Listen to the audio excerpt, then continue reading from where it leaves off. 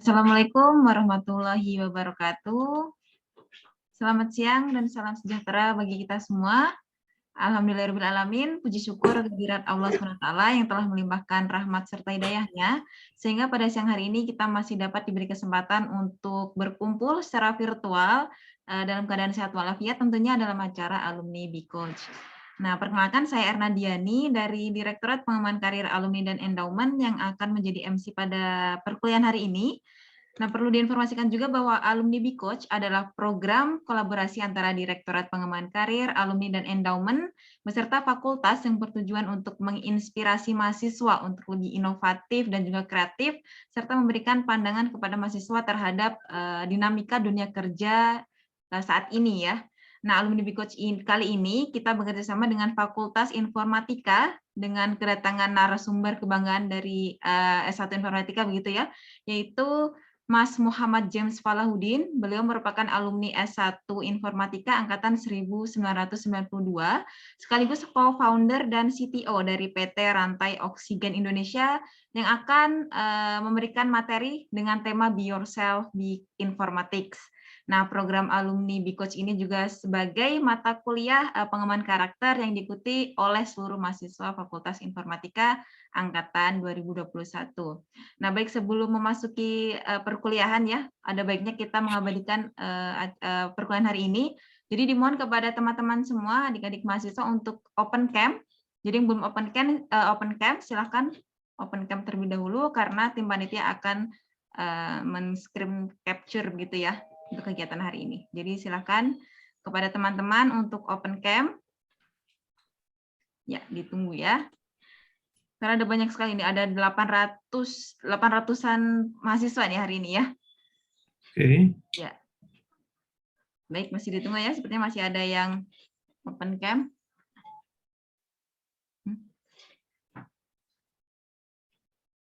Iya. Oke. Oke, baik. Akan saya hitung ya dari layar pertama mungkin. 1, 2, 3. Ya, untuk layar kedua, 1, 2, 3. Ya, untuk layar ketiga, 1, 2, 3. Iya, sudah cukup ya sepertinya ya. Terima kasih kepada teman-teman. Nah, sebelum kita memasuki perkuliahan hari ini, akan ada sambutan terlebih dahulu dari Kepala Program Studi Informatika, yaitu Bapak Erwin. Selamat siang, Pak Erwin. Sudah join-kah, Pak Erwin? Selamat siang, Pak Erwin. Oke, belum ya, belum. Sepertinya belum open mic-nya.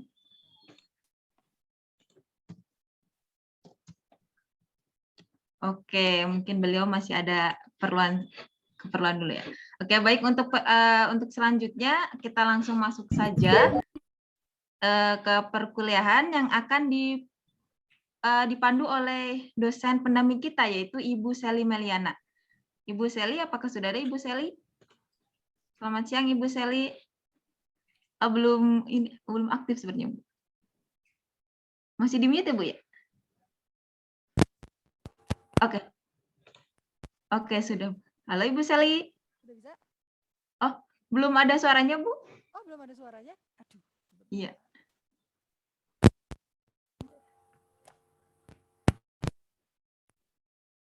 Apakah sekarang sudah? Belum, masih belum, Bu. Masih belum ada suaranya. Dari headsetnya mungkin ya, Bu ya? Ya ada tapi kecil itu suaranya. Iya.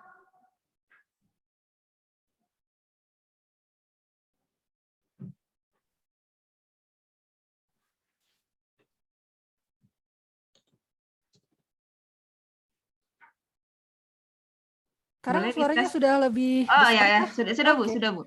Oke. Ya, sudah. Oke, sorry. Baik, waktu dan tempat saya persilahkan, Bu. Enggak. Oke. Terima kasih kepada Bu Erna Diani selaku MC yang sudah membuka acara ini. Kemudian sekarang kita akan, saya perkenalan dulu mungkin ya. Nama saya Sally, saya adalah salah satu pengampu mata kuliah pendidikan karakter. Sekarang kita akan masuk ke inti acaranya ya. Jadi ini adalah alumni Be Coach dengan tema Be Yourself, Be Informatics. Yang akan mengisi adalah alumnus Value, senior kalian berarti ya. Seberapa seniornya tadi sudah disebutkan oleh Bu Erna. Saya tidak perlu sebut lagi sepertinya. Saat ini beliau adalah co-founder dan CTO dari PT Rantai Oksigen Indonesia dengan pengalaman lebih dari 20 tahun di industri IT dan telco. Melihat CV beliau ini mentereng sekali ya. Jadi ini adalah kesempatan yang baik untuk kalian sebagai adik-adiknya untuk mencuri sedikit banyak ilmu dari beliau. Jadi silakan disimak dengan baik. Lupakan sejenak UTS-nya karena ini lagi minggu UTS nih ya. Hingga kurang lebih pukul 4 sore nanti lah ya. Karena yang akan disampaikan oleh beliau ini mungkin tidak akan kalian dapatkan di bangku kuliah gitu ya. Saya langsung saja serahkan kepada, saya panggilnya apa nih? Bapak, Kang, Muhammad James Falahuddin. Kang James boleh, Mas boleh. Silakan. Oke, baik. Assalamualaikum warahmatullahi wabarakatuh.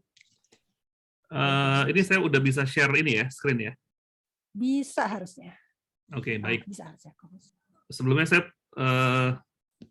mungkin share sedikit CV saya kali ya, biar yang para mahasiswa juga bisa ngelihat, jadi bisa ngeh tadi kalau dibilang Bu Sally apa namanya mentereng ya. Paling nggak tahulah kenapa apa namanya saya diminta bicara di sini gitu ya. Itu sebentar. Ini saya share screen.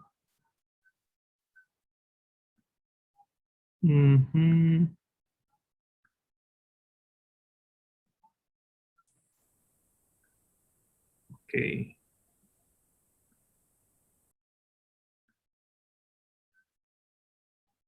Ini udah muncul ya? Sudah terlihat. Ya. Oke. Baik, adik-adik, sekali lagi saya ucapkan Assalamualaikum warahmatullahi wabarakatuh. Terima kasih kepada Bapak Ibu dosen di Telkom University yang telah mengundang saya untuk sharing ke adik-adik mahasiswa baru ini gitu ya.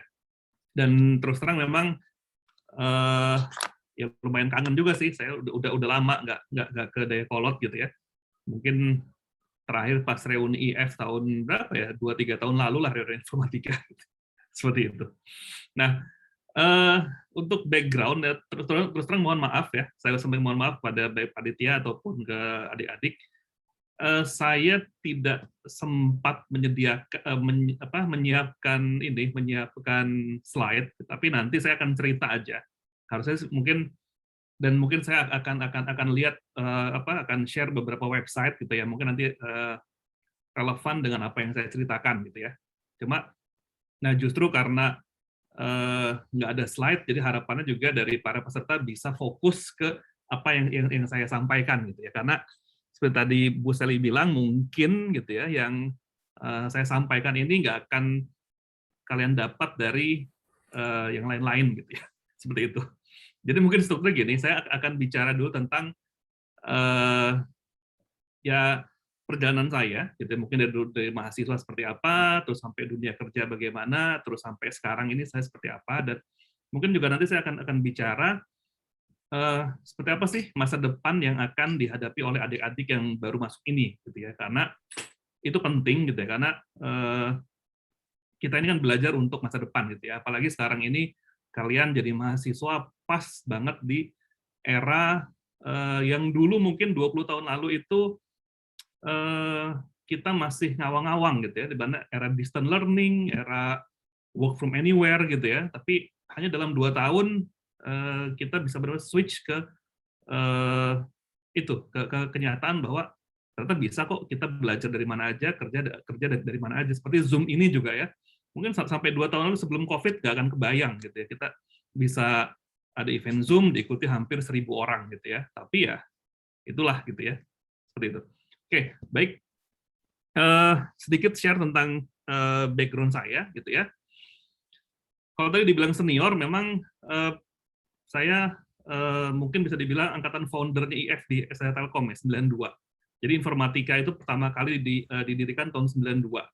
Dan saya adalah angkatan pertama untuk S1. Jadi ya kalau kalau dibilang apa ya, kalau di dalam komputer itu ada Linux itu saya ini termasuk root gitu ya, mahasiswa pertama gitu ya. Seperti itu.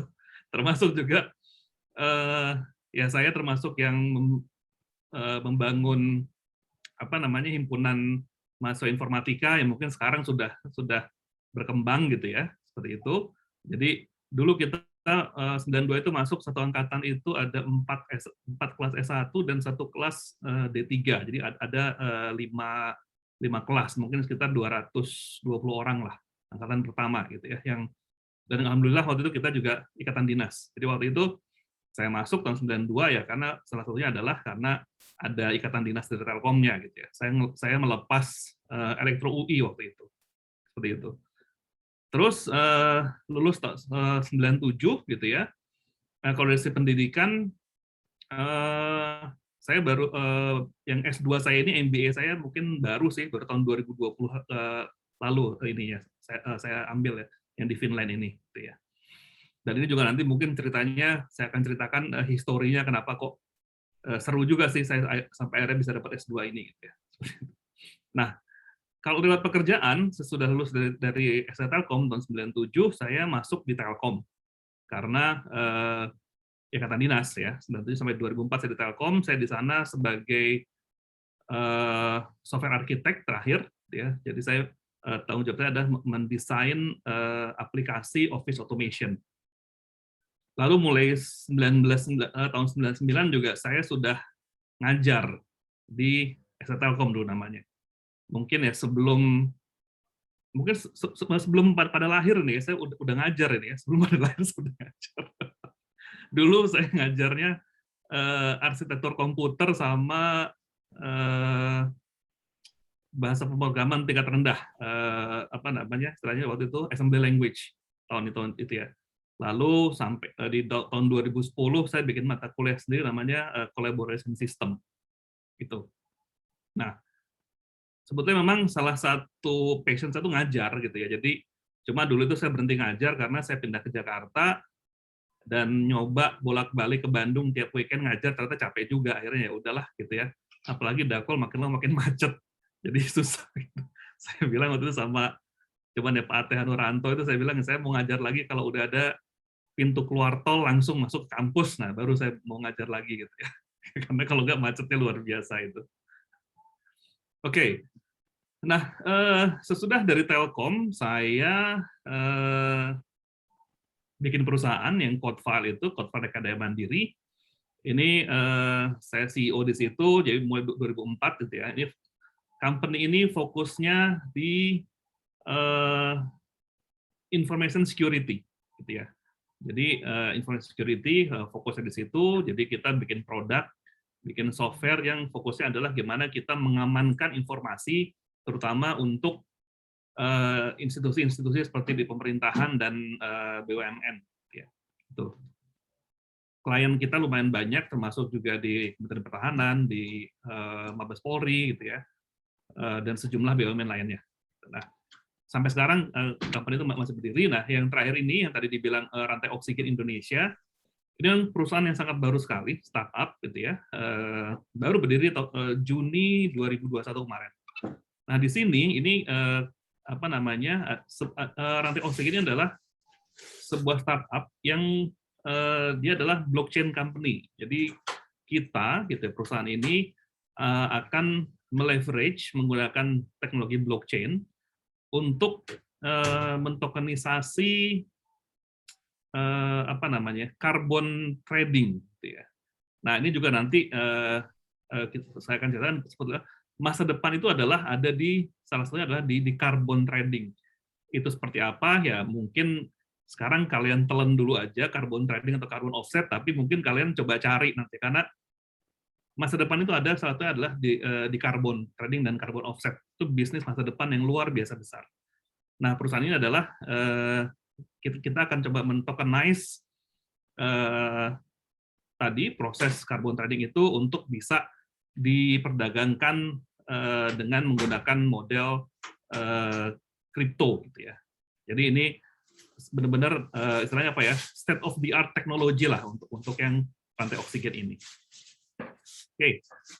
Lalu saya juga untuk sertifikasi saya, gitu. Ini sebetulnya hanya sedikit dari sekian banyak sertifikasi yang saya punya. Jadi memang kalau di dunia IT, nah ini juga mungkin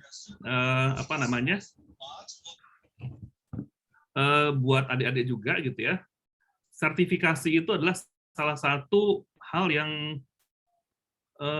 ya kalian harus kejar gitu ya untuk membuktikan bahwa ya kalian jagoan gitu ya. Jadi kan seperti itu.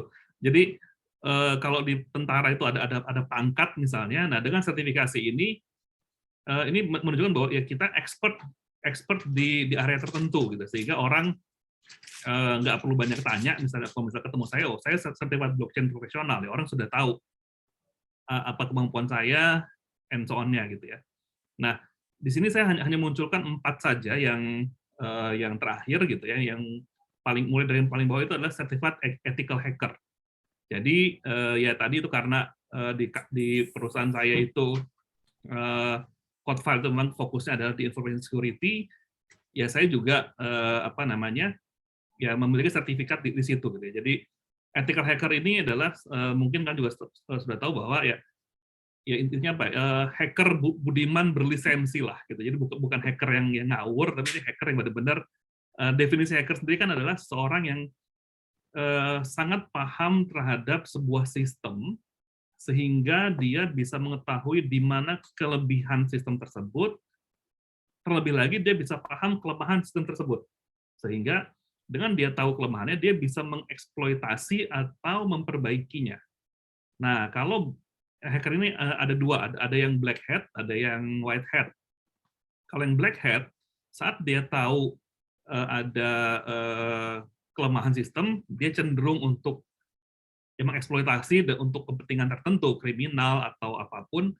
Nah, kalau yang white hat, begitu dia tahu ada lubang di sistem, dia itu untuk dia perbaiki gitu ya, seperti itu. Atau ya dia berikan rekomendasi ini harus diapain supaya tidak dieksploitasi oleh black hat tadi. Nah, lalu juga saya adalah Certified Chief Information Security Officer, CISO gitu. Ini adalah sertifikasi tertinggi di area information security. Jadi kalau hacker itu masih di bawah, dia teknis. Nah, yang CISO ini sudah level paling tinggi, sudah terkait dengan manajemennya gitu ya, gimana prosedurnya, protokol segala macam. Nah, ini mungkin yang CISO ini di Indonesia lumayan jarang ya. Saya termasuk yang pertama, mungkin saya yang ke-3 atau ke-4 di Indonesia. Mungkin sekarang jumlahnya hanya ya masih sekitar 20 atau 25 orang yang memiliki sertifikasi CISO ini. Nah, lalu berikutnya juga, nah ini gitu ya, blockchain itu adalah, ini mungkin nanti saya akan sering ngomong blockchain, tapi nanti kayaknya detailnya seperti apa, bagusnya dibikin kuliah umum sendiri soal blockchain gitu. Nah, blockchain ini adalah juga salah satu advance teknologi yang ini juga harus menjadi perhatian kalian nih, anak-anak baru gitu, adik-adik. Jadi ada beberapa teknologi yang mungkin sudah agak lama, adalah misalnya big data, itu sudah lama ya untuk data analytics. Terus artificial intelligence gitu ya, ini yang harus diperhatikan juga. Machine learning ya, itu sudah. Terus juga nanti ke depan robotics, ini juga akan jadi hal yang menarik gitu ya. Termasuk blockchain gitu ya. Nanti kalian detailnya apa silakan cari sendiri. Ini juga adalah salah satu teknologi yang akan mendefine masa depan kita seperti apa. Nah, kalau kalian banyak sekarang, mungkin saya yakin banyak di kalian yang suka main koin micin ya, koin-koin micin kayak Shiba, kayak kemarin Squid Game yang seperti itu, atau main NFT gitu ya, seperti apa itu yang, nah itu ada semua itu dibikin di atas blockchain gitu ya. Nah, itu adalah kayak cryptocurrency dan NFT gitu ya. Atau mungkin game Axie Infinity juga. Nah, itu adalah NFT game. Nah, itu dibangun di atas blockchain infrastructure. Tapi blockchain sendiri itu satu hal yang implementasinya sangat luas gitu ya. Nah, ini saya waktu itu untuk mendalami blockchain saya sampai ngambil course-nya di Oxford gitu ya. Certified Blockchain Study Program. Saya juga jadi Executive Director di Indonesia Blockchain Society. Jadi ini adalah satu ya komunitas lah, perkumpulan, isinya adalah mereka yang concern dengan blockchain, di mana misi kita adalah kita akan mengadvokasi gitu ya, mengadvokasi masyarakat terutama di Indonesia, khususnya di public sector, untuk bisa mengadopsi blockchain ini. Gitu. Nah, blockchain juga, saya juga certified blockchain profesional. Jadi di Easy Council juga ya. Kita ada satu lagi nih yang tadi nggak sempat saya tulis. Jadi saya juga adalah certified certified trainer untuk blockchain ini. Jadi untuk CBP ini saya di Indonesia mungkin pemilik sertifikasi nomor 2 atau nomor 3, dan saya juga sekaligus trainer untuk program ini gitu. Jadi nanti kalau kalian ada yang berminat untuk memperdalam blockchain gitu ya, mau ke Easy Council, daftar, bayar 10 juta, ya salah satunya mungkin nanti saya akan jadi trainernya gitu ya. Nah, itu. Terus juga saya juga aktif di komunitas gitu ya, juga advisor di Indonesia Digital Economy Empowerment Community. Agak panjang namanya, belibet, tapi intinya ya gimana caranya kita ini bisa memberdayakan ekonomi digital lah gitu ya dalam komunitas, sehingga kita tidak hanya sekedar jadi pasar. Nah, ini ada satu lagi sih yang tidak saya tulis, yaitu saya juga menjadi advisor di Kopassus, Komando Pasukan Khusus. Jadi saya special advisor untuk Cyber Army. Jadi Kopassus membuat sebuah unit khusus untuk Cyber Army. Nah, saya salah satu advisor di situ gitu ya. Nah, ini mungkin kalian ada yang bertanya kenapa kok saya udah direktur di 2 perusahaan, ada lagi sebenarnya saya menjadi direktur, tapi kok masih sempat-sempatnya gitu ya, belajar untuk ngambil sertifikasi. Ya seperti itu yang tadi saya bilang gitu ya. Kalian kalau jadi anak IF gitu ya, sertifikasi itu jadi driver kalian. Jadi walaupun saya itu let's say quote unquote saya bos, ya tapi saya ngerti gitu ya. Memang saya memahami ilmunya, sehingga saya nggak tergantung dengan, jadi misalnya katakanlah misalnya gitu, semua anak buah saya resign, ya saya masih bisa kerjain gitu dengan kemampuan skill saya sendiri. Itu. Oke. Jadi ini sedikit tentang tentang background saya lah gitu ya. Mungkin selanjutnya saya akan ngedongeng aja gitu ya. Saya akan banyak cerita tentang gimana sih dulu saya di kampus gitu ya.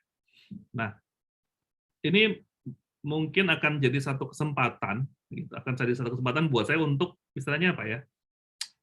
Memberikan tongkat estafet lah, cerita yang saya dapatkan dari dosen saya dulu ke kalian. Cerita ini mungkin kalau kalian tanya ke senior-senior kalian, mungkin berulang kali saya sampaikan gitu ya. Karena ini menurut saya adalah salah satu nasihat yang bisa dibilang itu mengubah hidup saya gitu ya. Jadi gini, waktu itu hari pertama saya kuliah sebagai mahasiswa IFS Telkom gitu ya. Ada seorang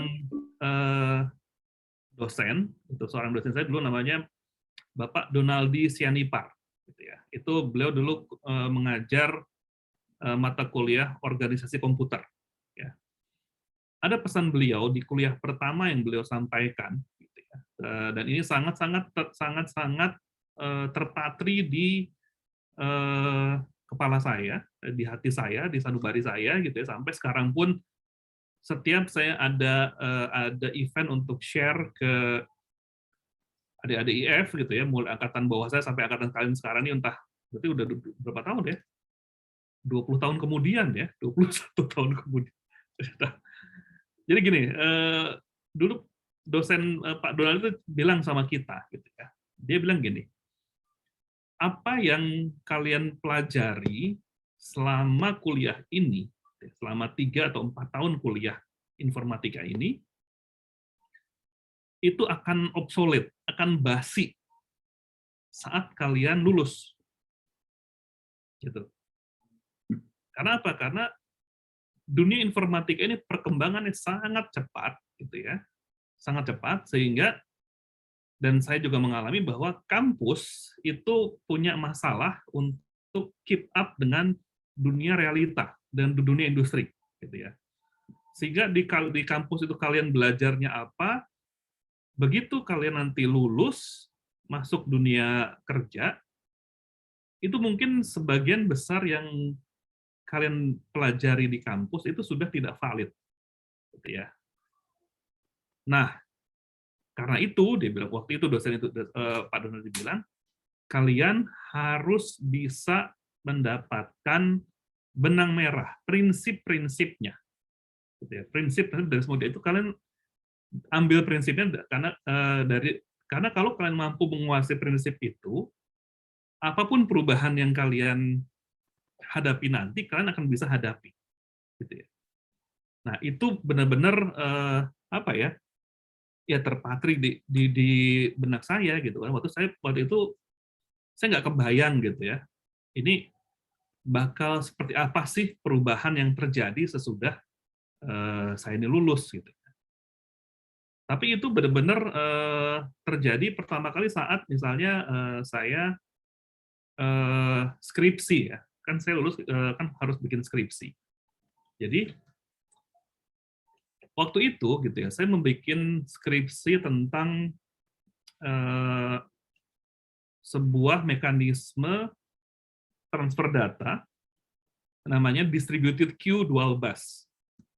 Jadi bagaimana kita membuat sebuah broadband system gitu ya untuk mengirimkan data dengan cepat.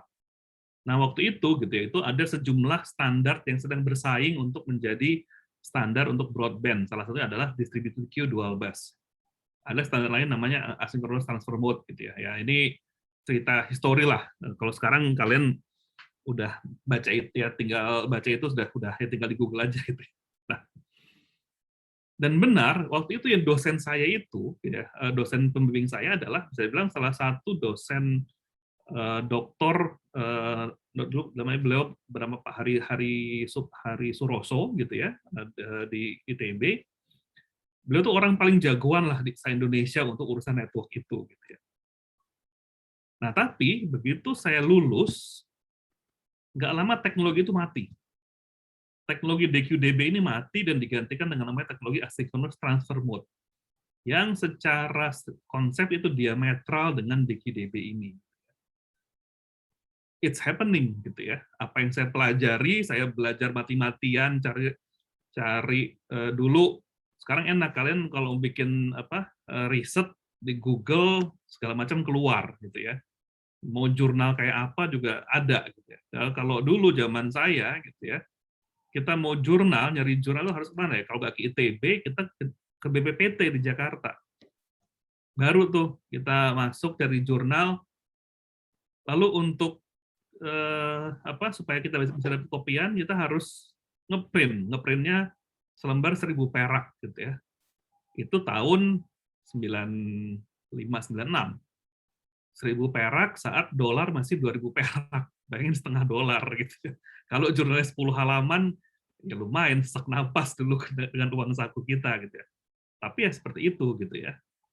Nah dari situ gitu akhirnya ya saya salah satu kualitas yang yang artinya apa? Artinya kita sebagai orang informatika harus memiliki kemampuan untuk catch up dengan teknologi.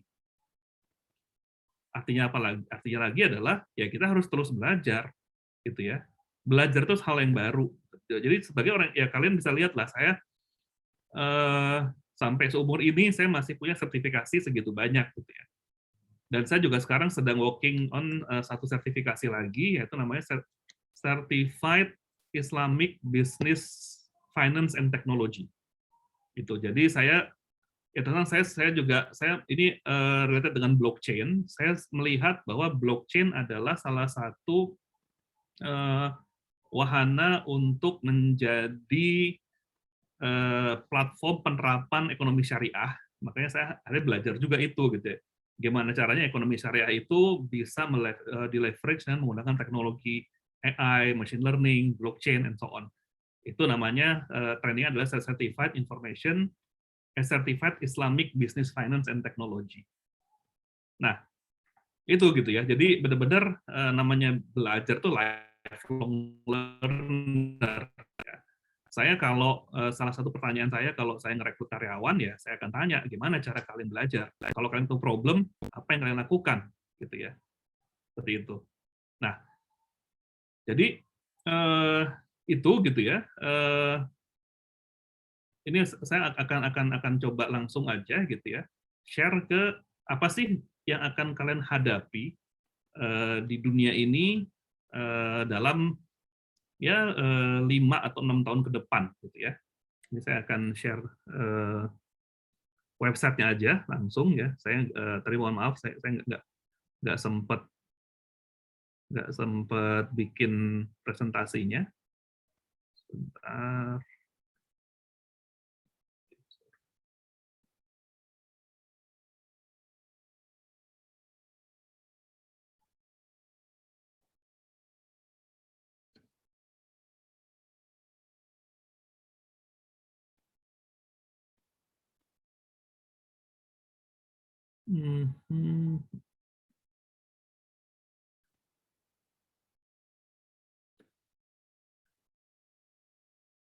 Nah ini saya akan share bagaimana 17 ways technology could change the world in 2025 ya. Sekarang tahun 2021, bentar lagi udah 2022. 2023 ini ya saat-saat kalian lulus lah harusnya gitu ya. 3 tahun lagi. Ini ada sekian ini saya ambil dari WeForum gitu ya. WeForum ini World Economic Forum. Apa sih yang kira-kira bakal terjadi di teknologi di domain teknologi dalam 3 tahun ke depan gitu ya. Nah, pertama ini AI optimized manufacturing. Jadi ya tadi gitu ya. Salah satu yang kalau kalian suka lihat ini enggak robotnya Boston Dynamics. Ini saya coba kasih deh ya robotnya Boston Dynamics.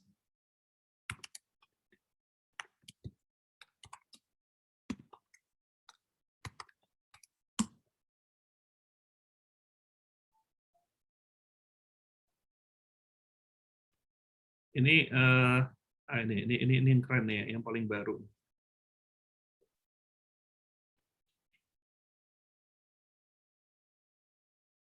Ini sedikit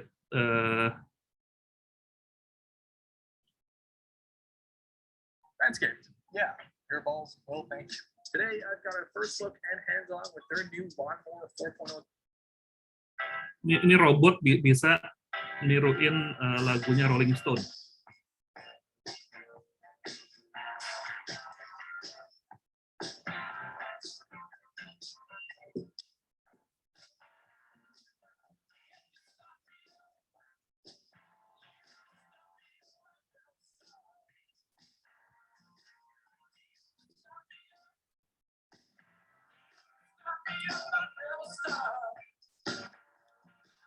Nah, si robot ini dia bisa mimik gitu ya.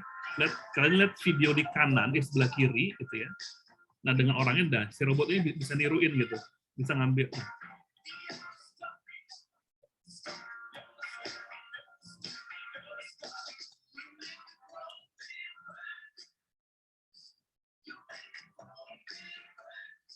Ini Rolling Stone ini ya band legendaris lah tahun 60-70-an ya. Sekarang udah pada aki-aki semua nih, 70 tahun, 80 tahun.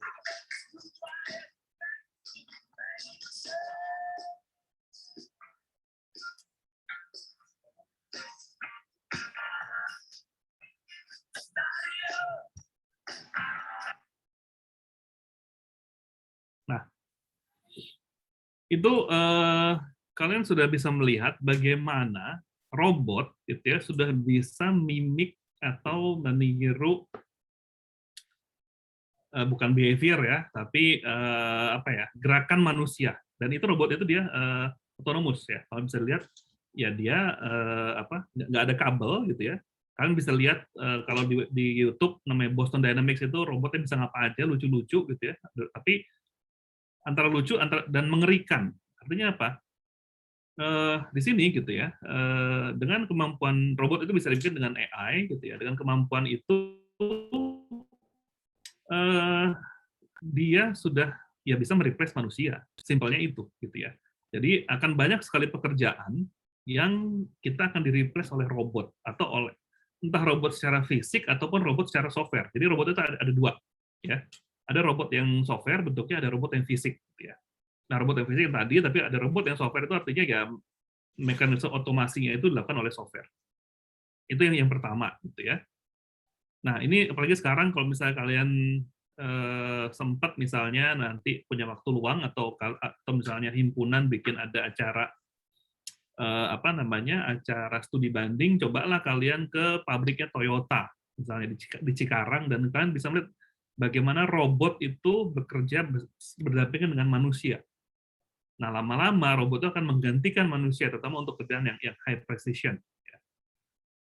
Apalagi sekarang dengan 5G gitu ya, speed data sudah sedemikian tinggi, ya it can be anything gitu ya. Nah, kedua misalnya ini carbon footprint, ini far-reaching energy transportation. Elon Musk dengan Tesla-nya gitu ya, kenapa dia sekarang bisa menjadi orang terkaya di dunia dengan uangnya $200 miliar sekian, ya karena dia berada di ujung teknologi gitu ya. Dia bikin kendaraan listrik Tesla itu yang memang sekarang isunya sangat seksi, karena ya istilahnya apa, dengan dia bikin mobil berbasis baterai listrik, artinya apa? Artinya mengurangi konsumsi energi berbasis fosil, minyak dan sebagainya, sehingga apa? Sehingga akan mengurangi carbon footprint. Nah, carbon footprint tadi ini nyambung dengan tadi startup saya yang baru itu, yang rantai usaha Indonesia. Ini intinya bahwa kita apa namanya, berniat untuk menurunkan produksi karbon lah ya, yang itu menjadi ya awal dari bencana lah, climate change gitu ya. Sekarang kalian kan pasti ngerasain, mungkin kalian enggak, tapi kalau misalnya saya dulu mungkin sampai tahun 90-an atau sampai 2000, namanya kita bisa memastikan bahwa namanya musim hujan dan musim kemarau itu fix gitu ya. Kalau musim kemarau itu mulai dari Maret, April, Mei, Juni, Juli gitu ya. Agustus musim hujan tuh mulai begitu berber tuh hujan tuh, September, Oktober, November tuh hujan gitu ya. Tapi mungkin 5 tahun terakhir itu pola itu sudah berantakan. Ya, kita nggak tahu lagi nih kapan kemarau, kapan hujan gitu ya. Ya itu karena kita mengalami yang namanya ya tadi efek pemanasan global yang disebabkan oleh produksi carbon footprint yang luar biasa. Nah, sekarang seluruh dunia gitu ya, baru minggu lalu baru selesai nih, sekarang selesai di Skotlandia atau di Glasgow sedang berlangsung yang namanya COP, Conference of Parties. Jadi kepala negara sedunia gitu ya ngumpul di Glasgow, dan banyak orang tuh ngobrolin gimana caranya supaya kita bisa mencegah pemanasan global. Nah, makanya kenapa dari situ muncullah yang namanya bisnis untuk tadi carbon trading dan carbon offset ya. Jadi perusahaan saya yang baru ini, yang Rantai Oksigen ini, dia berada di tadi saya bilang di dua state of the art teknologi gitu ya, yaitu tadi blockchain dan carbon trading, benar-benar di ujungnya gitu ya. Gitu. Nah, ketiga ini new era of computing. Adanya quantum computing gitu ya, quantum computer. Nah, ini apa sih quantum computing ini gitu ya? Jadi gitu, kalau sekarang apa namanya, komputer kita itu kan berbasisnya adalah transistor. Transistor dia punya binary bits gitu ya, 0 atau 1. Nah, yang sekarang aja sudah cepat banget gitu ya. Nah, dengan quantum computing gitu, quantum computing ini nanti komputer itu di level apa namanya menggunakan, kalau sekarang tuh transistor gitu ya, tapi itu pun udah kecil banget. Nah, kalau nanti dengan quantum computing ini perhitungan itu dilakukan di level kuantum, jadi menggunakan apa ya, saya kalau menjelaskan dengan bahasa yang sederhana itu properti kuantum gitu ya. Kalau kalian kalau kalian nonton Avengers gitu ya, apa sih waktu itu Age of Ultron atau yang sesudahnya Infinity War gitu ya, ada cerita gimana caranya supaya bisa memperbaiki itu dengan kembali ke masa silam gitu ya, melalui quantum realm gitu ya. Nah, ini mungkin ya walaupun itu berlebihan, tapi it's a possibility gitu ya, bahwa ya itu bisa dilakukan, time traveling itu mungkin gitu kalau kita ngomong di level kuantum. Nah, dengan quantum komputer ini gitu ya, namanya perhitungan yang asli biner itu bisa dihitung dengan tidak biner lagi. Nah, mungkin kalau ini ada sedikit bacaan, Kak. Saya pernah bikin tulisan cukup lama. Kalian kalau di googling aja, misalnya kalau mau tahu tentang quantum computing itu apa gitu ya, googling, ini Muhammad James quantum computer. Saya juga banyak bikin tulisan.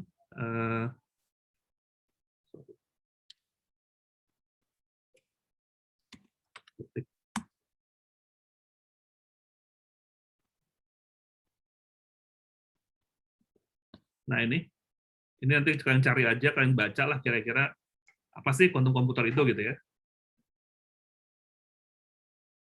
Nah, ini saya mau nunjukin gambarnya seperti apa quantum komputer itu. Nah, kayak gini nih gambarnya. Ini nih. Ya, ini adalah quantum komputer buatan IBM. Sebetulnya komputer itu hanya di sini nih, komputer di ujung sini. Ini tuh apa? Ini adalah pendingin gitu ya. Pendinginnya supaya apa? Supaya si komputer ini jadi gini, untuk memanipulasi atom, gitu, atom itu hanya bisa dimanipulasi saat dia berada di suhu almost zero absolute. Artinya apa? Artinya minus 270 derajat, zero Kelvin lah, gitu ya. Nah, ini adalah sistem pendinginnya, supaya si ini suhunya bisa tadi minus hampir zero absolute. Nah, karena saat itulah baru bisa dimanipulasi itu komputer untuk berhitung gitu ya. Nah, kan nggak kebayang ini komputer tuh kayak gini, tapi ya this is the reality gitu ya.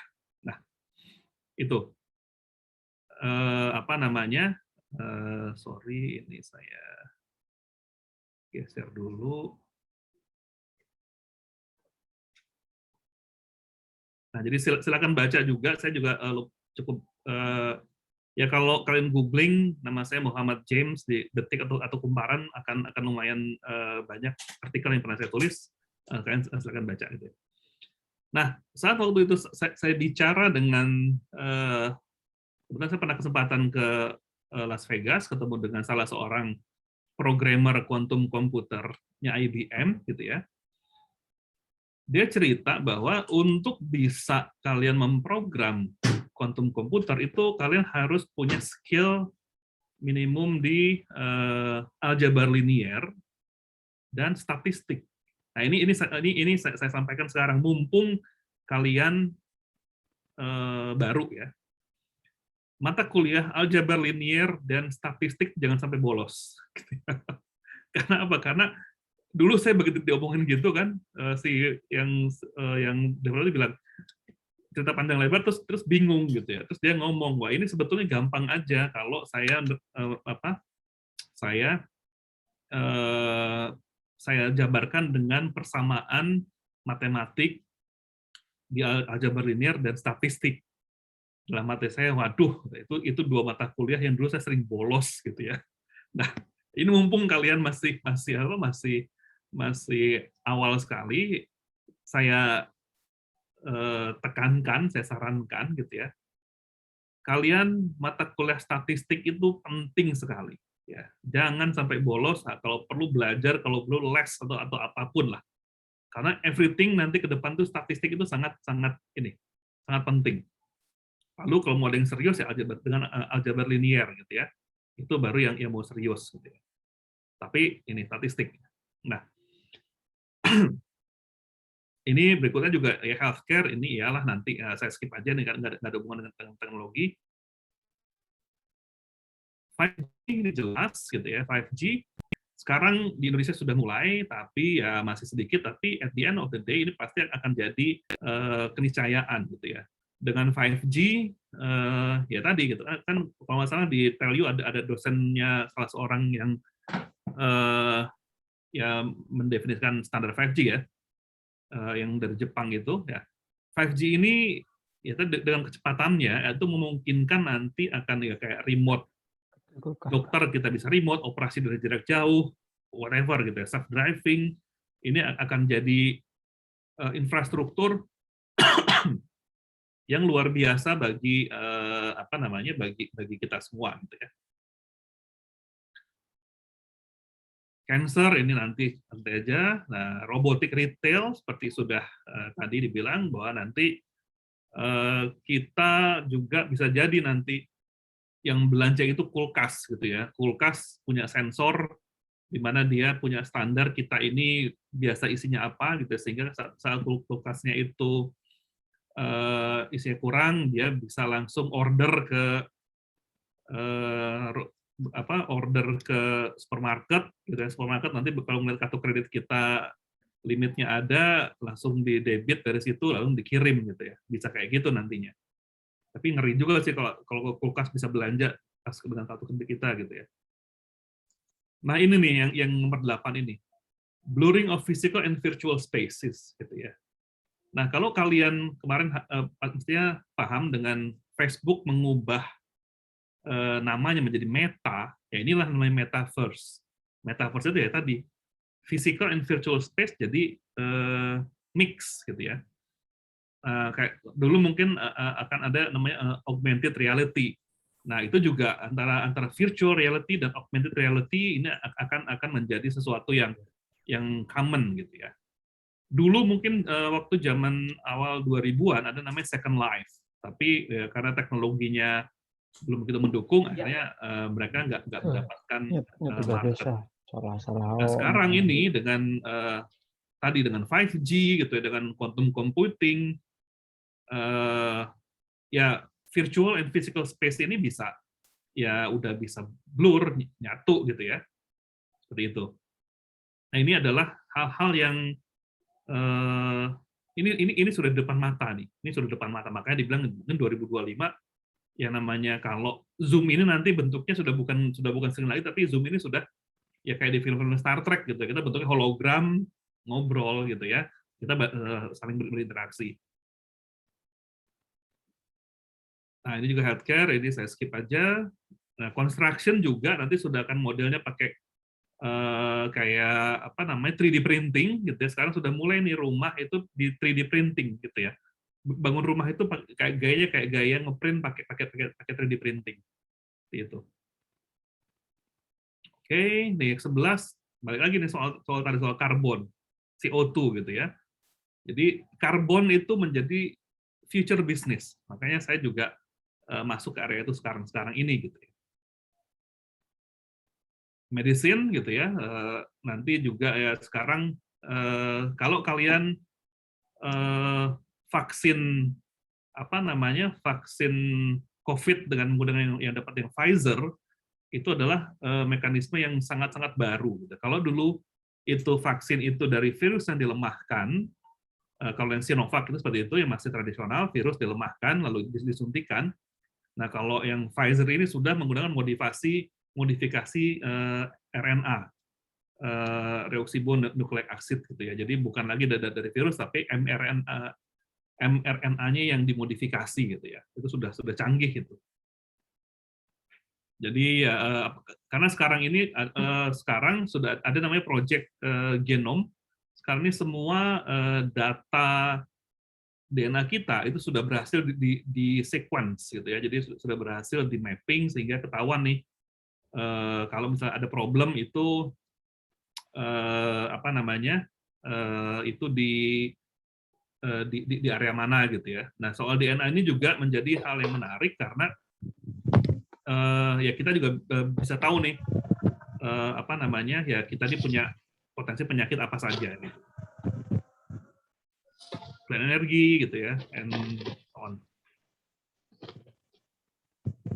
Nah, ini gitu ya, untuk mencapai ini sebetulnya apa sih dengan dunia yang semakin kayak tadi ya? Kalau dulu mungkin saat saya masuk informatika, saya ingin jadi programmer atau jadi sistem analis gitu ya. Tapi sekarang everybody can do coding gitu. Coding itu udah bukan hal yang seksi lagi. Kalau dulu mungkin sampai tahun 2000-an, saya itu kalau misalnya orang tuh tahu saya programmer, kita tuh udah jadi kayak tukang sulap gitu ya. Wah, lu jagoan lu gini gitu. Tapi sekarang semua bisa coding gitu ya. Anak saya kelas 6 SD aja udah bisa coding, udah bisa bikin game. Nothing, nggak ada yang seksi lagi as a being programmer gitu ya. Makanya ini kalian sebagai anak informatika harus bisa apa ya? Kayak tadi ya menemukan di mana sih spesialisasi kalian gitu ya, apa sih ini kan akan sangat banyak hal yang baru. Nah kan harus find your specialization, di mana kalian bisa menjadi the best at that. Misalnya kayak saya nih, saya kan dari sekian banyak topik di IT misalnya, saya hanya pilih 2 aja. Saya mau dikenal sebagai jagoan cyber security sama jagoan blockchain. That's it. Yang everything else ya saya nggak, ya udah itu bukan coupling saya gitu ya, kayak gitu. Nah, untuk bisa keep up dengan dunia yang seperti ini gitu ya, ini sama juga dari World Economic Forum, ada sejumlah skill yang harus dimiliki, gitu ya, yang harus bisa dimiliki oleh kalian nih, gitu ya. Nah, pertama apa? Ini, gitu ya. Analytical thinking and innovation. Ya, jadi kalian harus terbiasa untuk berpikir analitis. Jadi analitis apa? Misalnya, kalau ada problem kan bisa pecah gitu. Oh, problem ini sebesar ini kalian bisa bedah gitu ya, sehingga kalian oke, ternyata masalah utama ini dari begitu yang selain di solve, kalian akan bisa solve seluruh bangunannya gitu ya. Analytical thinking and innovation. Terus kedua, active learning and learning strategies. Seperti tadi saya bilang, learning ya kalau dalam apa ya? Ya mungkin kalau di Islam itu kan tadi kan belajar itu dari kita tuh belajar dari mulai lahir sampai liang kubur gitu ya, atau ya belajar sampai ke negeri Cina gitu ya. Nah ini juga seperti itu, belajar itu nggak pernah berhenti. Jadi kalian itu kalau misalnya kata Steve Jobs itu ya, yang foundernya Apple, dia bilang ya kita ini harus stay hungry and stay foolish.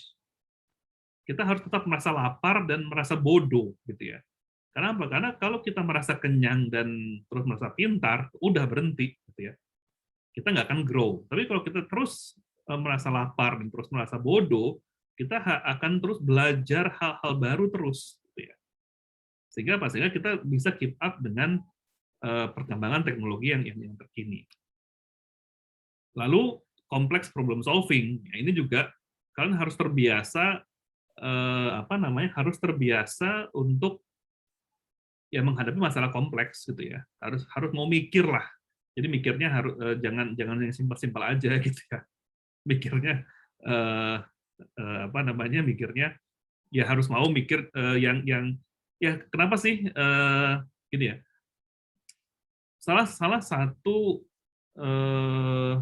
yang gajinya paling mahal di area informatika ini adalah ya software architect dan mungkin juga software designer. Karena apa? Karena mereka yang benar-benar sebelum kalian coding itu mereka menciptakan dalam pikirannya seperti apa sih masalah yang dihadapi dan gimana solve-nya, gitu ya.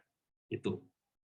Nah ini juga akan tergantung dari tadi nih, critical thinking dan analisis, gitu ya. Kalau analitik itu ada problem, terus ya kalian pecah-pecah gimana caranya supaya dapat root cause-nya. Kalau dalam critical thinking ini seperti apa ya? Think outside the box gitu. Kalau kalian menghadapi sesuatu misalnya, ya kalian nggak pasrah aja. Oh ya udah begini adanya kalian terima. Ya, critical thinking nggak bisa begitu kan, harus bertanya kritis gitu ya.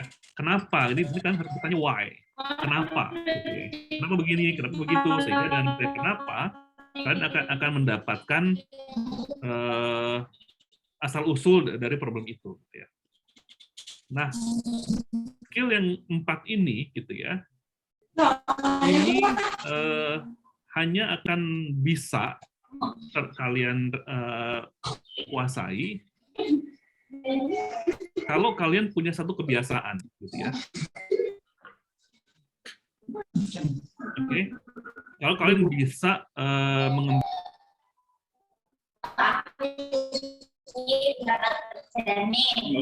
Sebentar, ini ada yang ini. Bisa tolong di mute? Saya nggak bisa mute soalnya. Oke, Mungkin ada yang bocor dari, Pak Bu Erna atau Oke, sudah. Silakan. Sudah, Bu. Nah, jadi yang 4 ini gitu ya, ini hanya akan bisa kalau apa? Kalau kalian mampu bertanya, punya kemampuan untuk bertanya. Nah, ini adalah kemampuan bertanya adalah salah satu kelemahan dari orang Indonesia, bukan orang Indonesia ini males nanya, entah males entah takut gitu ya. Ya mungkin kenapa? Karena mungkin kebudayaan kita gitu ya dari dulu kalau ada orang yang sering nanya itu dianggap ribet gitu ya.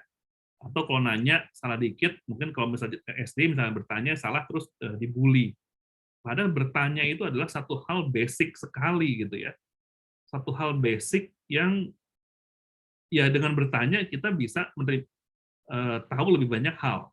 Gitu ya. Seperti itu.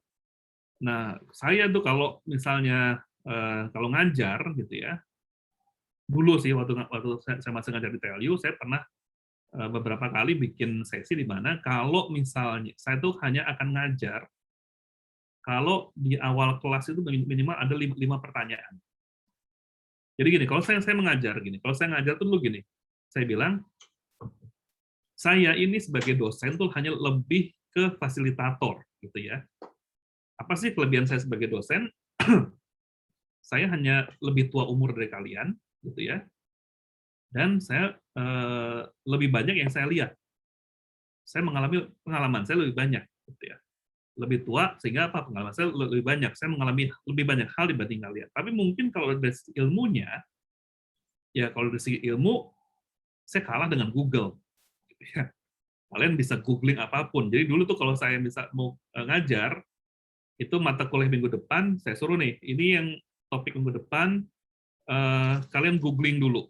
Ya, kalian googling, kalian baca, ya. Minggu depan, begitu di kelas, minimal ada 5 pertanyaan tentang topik ini. Kalau nggak ada 5 pertanyaan, kelas saya bubarin. Gitu ya. Yang pertama, minggu pertama sesudahnya gitu ya, mungkin masih ada yang mikir saya bercanda. Gitu ya. Begitu kelas masuk, saya tanya, ada nggak yang bertanya? Diem, ya saya bubarin, gitu ya. Saya suruh pulang semua. Sampai minggu depan lagi, kalau kalian masih masuk tanpa pertanyaan, di kelas akan saya bubarin. Nah, akhirnya muncullah gitu ya, seperti itu. Nah, memang ini juga menjadi PR bagi dosen sih, atau bagi pengajar atau pendidik untuk bisa membuat menyiapkan apa ya, safe space untuk masuk untuk lebih bertanya. Tapi ini juga bisa dibangun di luar ruang kelas. Oke, next-nya adalah skill ini, creativity, originality, dan initiative ya. Hal kreatifnya juga penting gitu ya.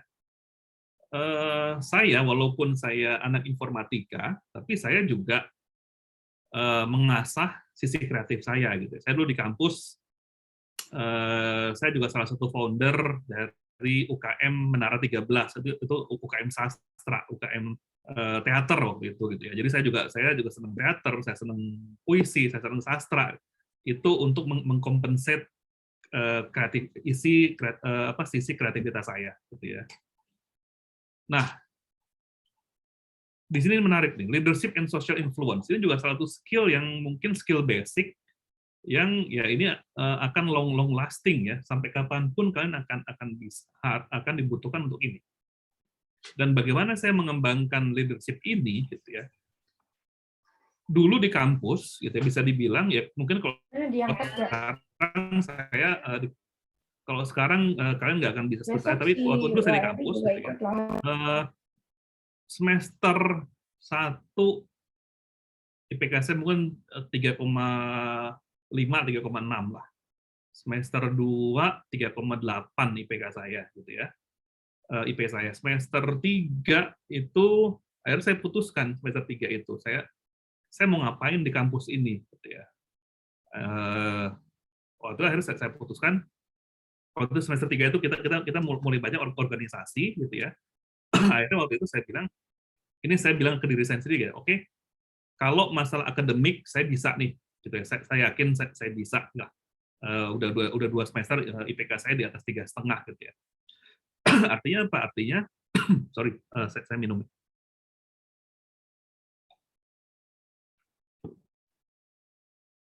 Nah, cuma waktu itu saya bilang saya nggak bisa nih hanya jadi mahasiswa yang pinter aja gitu ya. Saya juga harus jadi mahasiswa yang punya soft skill, leadership. Akhirnya waktu itu bisa dibilang saya itu kuliah itu nyambi ya, maksudnya kuliah itu sampingan, utamanya saya berorganisasi gitu ya. Waktu itu gitu ya. Waktu itu saya ya tadi bikin himpunan IF gitu ya, sempat jadi ketua 1 HMIF. Saya dulu juga di senat mahasiswa gitu ya. Saya tadi juga di teater UKM. Saya ikut ya kalau sekarang di KM Masjid Samsul Ulum gitu ya, di situ juga saya aktif di masjid juga gitu ya. Terus juga apa lagi ya, segala macam kepanitiaan saya ikutin gitu ya. Jadi waktu dulu itu mungkin bisa dibilang akan lebih gampang nanya ke saya apa panitia yang tidak saya ikutin dibanding panitia yang saya ikutin gitu ya. Jadi hampir saya juga ospek gitu ya, MPLK itu saya dari sampai mungkin ya sampai 4 tahun saya ngurusin MPLK gitu ya. Jadi organisasi itu menjadi hidup saya waktu itu. Bisa dibilang kuliah itu sampingan, organisasi ini jadi utama gitu ya. Ya mungkin dulu kuliahnya kita kuliah jadwal masih lebih fleksibel dibanding sekarang. Tapi ini sekedar ini buat kalian bahwa kampus itu bukan hanya sekedar untuk belajar akademik, tapi kampus itu adalah tempat sekalian untuk mengasah skill leadership kalian. Ya bayangin dulu ya saat mahasiswa misalnya ya saya sudah berkesempatan ngobrol dengan Dirut Telkom lah, ngobrol dengan dulu Pak Menteri, sempat dengan ketemu almarhum Pak Habibie atau Azhar Menko Kesra gitu ya, kita ngurus segala macam gitu ya. Itu saat masih di kampus gitu, di mana hal itu ya sesudah kerja akan sulit gitu ya. Nah, ini di sini nih gitu ya. Jadi ini adalah dua leadership ya, skill yang sangat penting yang harus dimiliki. Pertama kemampuan kalian untuk interaksi sosial gitu ya. Karena apa? Karena di dunia kerja nanti gitu ya, mostly kesuksesan kalian bukan ditentukan oleh seberapa jago kalian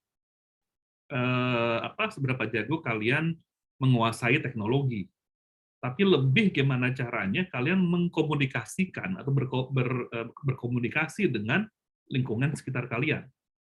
Nah, komunikasi bentuknya macam-macam gitu ya, menyampaikan ide, leadership, whatever. Tapi intinya adalah kemampuan komunikasi itu penting sekali, dan itu tidak didapatkan di kelas. Nah, yang sisanya seperti ini ada 4 lah, teknologi use, motor and control, oke lah gitu ya, design programming ya juga ke depan, dan Nah, ini juga penting nih, resilience, stress tolerance, and flexibility gitu ya. Sekarang kan banyak ngomong, wah ini soal apa namanya kesehatan mental segala macam ya. Ini juga akan terbangun, akan terbentuk kalau kalian banyak berorganisasi. Kalian berorganisasi kan kalian bisa bentrok dengan teman sendiri gitu ya. Ya hal itu kan harus manage. Kalau sudah terbiasa dengan itu ya, saat dunia kerja kalian sudah bisa beradaptasi dengan kenyataan. Nah, ini balik lagi reasoning and problem solving and ideation gitu. Ini balik ke atas. Nah, jadi ini adalah skill yang kalian harus miliki untuk sampai ke ya untuk bisa keep up dengan dunia yang akan kalian hadapi di masa depan gitu ya. Oke. Bu Sally, ini saya sampai jam berapa, Bu? Kira-kira, Bu? Sebenarnya sih sudah lewat. Sudah lewat ya. ya udah. Ini saya cukupkan sekian dulu aja biar nanti lebih interaktif ya untuk tanya jawab. Tapi intinya ini gitu ya. Ya kayak saya nih kalau ngedongeng ini agak kelewatan sih, Bu. Tapi intinya saya bisa share dengan adik-adik ini apa masa depan seperti apa dan apa yang harus kalian persiapkan. Mungkin itu silakan saya kembali ke Bu Sally untuk lanjutan dengan tanya jawab mungkin ya. Oke. Baik. Terima kasih, saya panggil Kang aja ya. Terima kasih Kang James. Nah, sekarang kita akan masuk ke sesi tanya jawab ya. Mungkin nggak tahu nih, di sini ada nggak yang mau mempraktikkan salah satu dari top 10 skills yang tadi disebutkan oleh Kang James gitu ya? Kemampuan untuk bertanya gitu. Coba saya lihat di chat. Oh, sebenarnya bisa di chat atau bisa juga langsung open mic sih. Coba kita lihat apakah memang benar kemampuan itu tidak dimiliki. Oh, ini ada yang raise hand nih, ada 2. Oh, oke, ini ada yang masuk di yang mana dulu nih? Mau yang raise hand dulu atau mau yang di chat dulu nih, Kang James? Yang raise hand dulu aja kali ya. Oh, oke. Saya bisa unmute nggak ya? Mungkin minta tolong host atau saya co-host tapi entah kenapa tidak bisa ini. Oke, sudah bisa bicara harusnya Fadilah. Silakan. Apa sudah terdengar? Sudah. Ya, jelas. Baik, Assalamualaikum warahmatullahi wabarakatuh. Selamat sore. Saya Fadila Maulana dari Prodi 1 Teknologi Informasi. Saya ingin bertanya, Pak. Ini mengenai blockchain, sekilas tadi. Itu sebenarnya apa sih yang menyebabkan blockchain itu menjadi suatu hal yang sangat penting dan esensial bagi perkembangan dunia ke depannya? Karena saya lihat belakangan marak sekali gitu yang membahas tentang blockchain gini gitu. Oke. Itu dari saya. Terima kasih. Sorry, bisa diulang pertanyaannya tadi agak putus. Oke. Sebenarnya apa yang menyebabkan blockchain itu menjadi salah satu hal yang esensial bagi masa depan dunia begitu? Oke. Ya, gitu dari saya. Oke. Yang kedua, Lian Madeleon.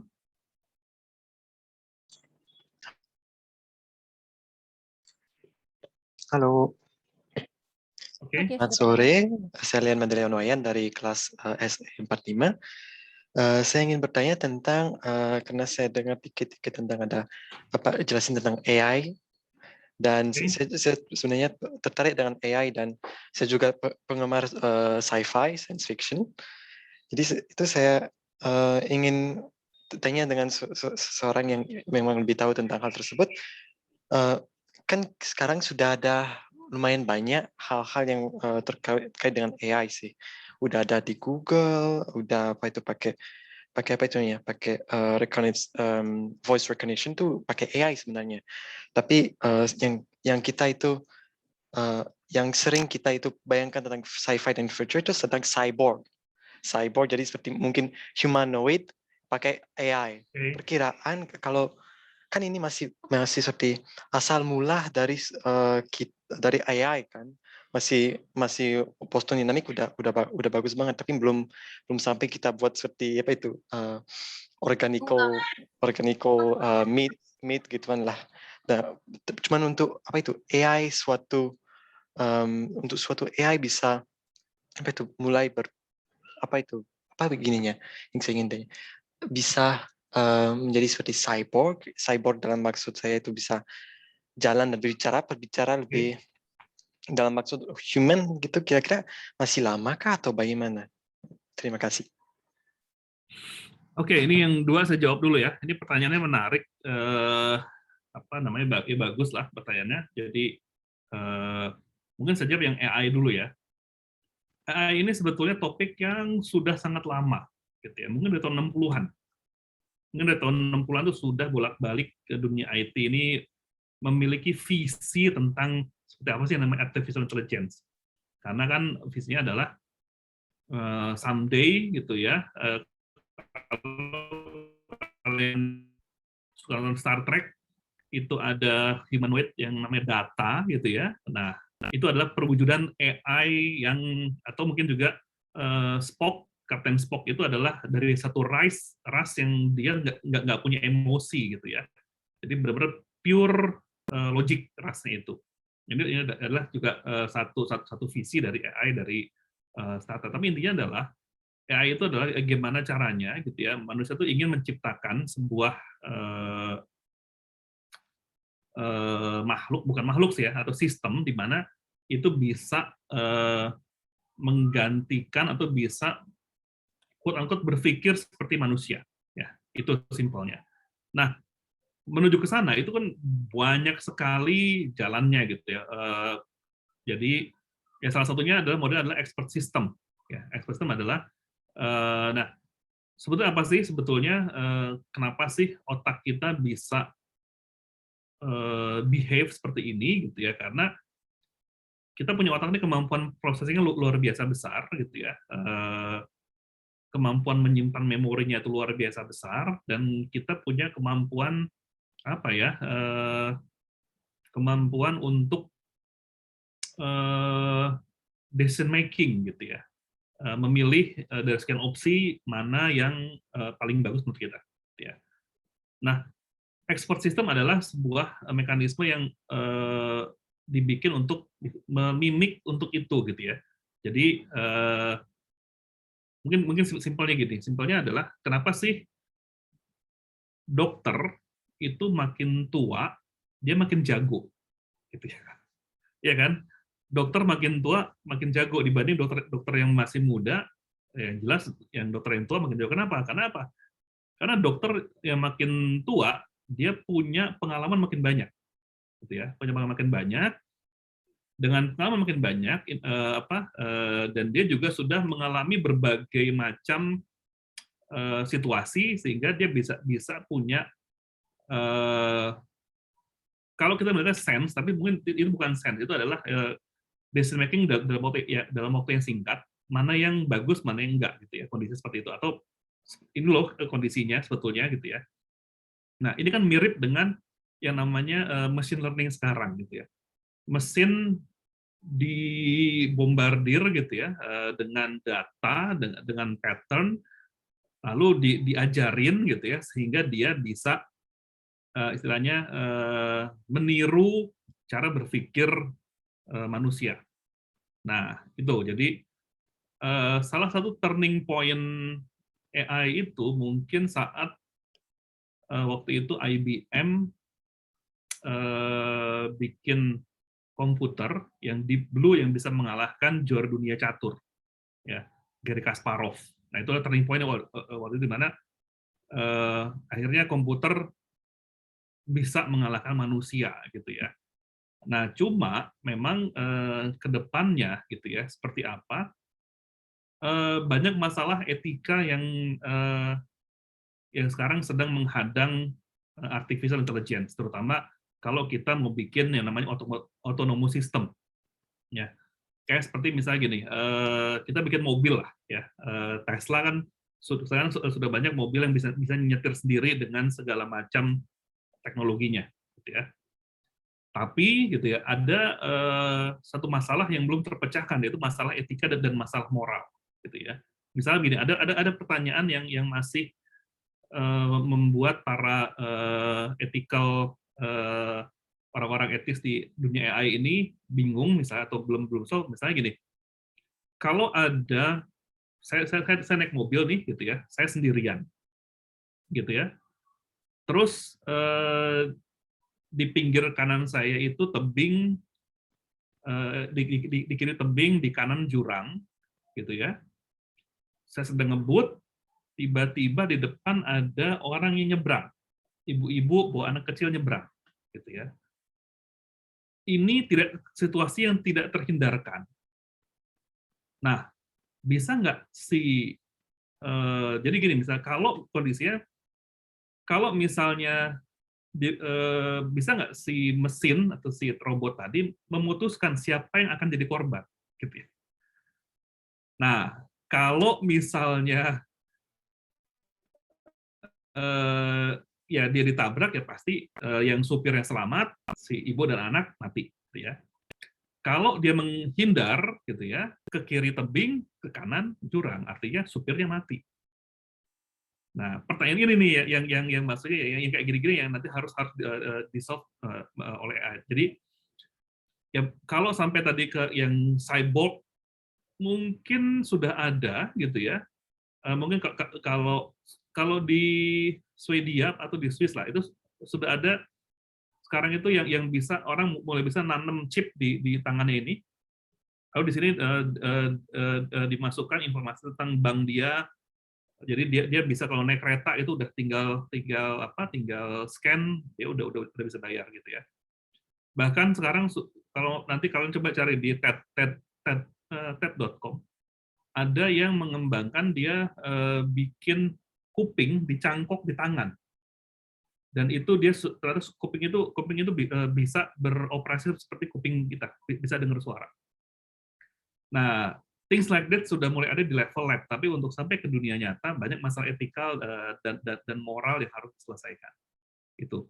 Tapi ya tadi ini kita akan bergerak cepat sekali, apalagi dengan nanti ada quantum computing, many things can happen. Oke, itu jawaban saya untuk yang AI.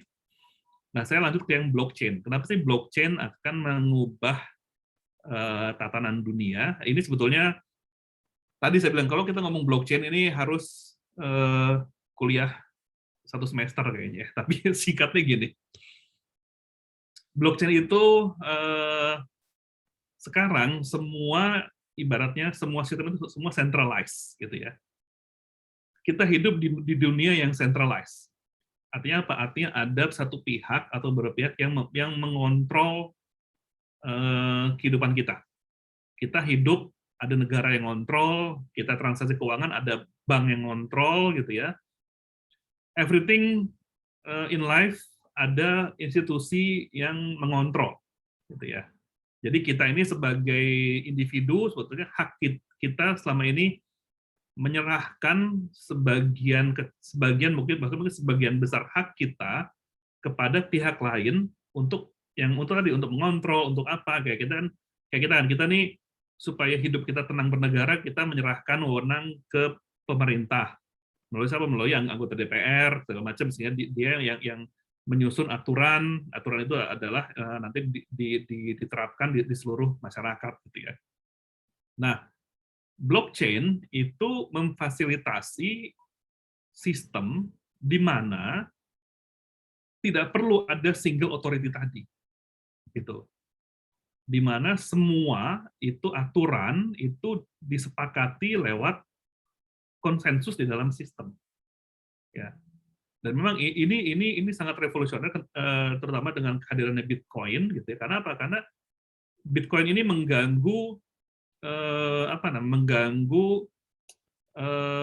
otoritas bank sentral dalam hal keuangan, gitu ya. Yang asalnya duit itu hanya bisa oleh bank sentral, sekarang dengan Bitcoin yang running di atas blockchain, everybody can make their own currency, gitu ya. Semua bisa transaksi segala macam. Nah itu tadi.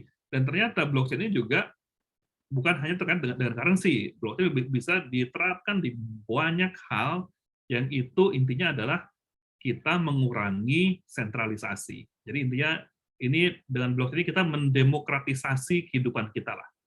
Ya. Makanya kenapa ini adalah hal yang blockchain bukan hanya sekedar kripto, bukan hanya sekedar koin micin, tapi blockchain itu banyak hal lagi gitu ya. Makanya kenapa ya saya juga sampai bikin Indonesia Blockchain Society, karena banyak hal yang bisa didapat dari situ. Kira-kira seperti itu ya soal blockchain. Nanti kalau detailnya nanti kalau ada kuliah umum berikutnya khusus blockchain ya saya akan jelaskan. Oke. Nah, ini saya akan coba mulai dari yang di chat gitu ya. Nanti saya akan pilih aja. Ini sampai jam berapa Bu kira-kira Bu? Sampai jam 3 sebenarnya Pak. Oke. Jadi mungkin 3 atau 4 pertanyaan ya yang saya coba jawab.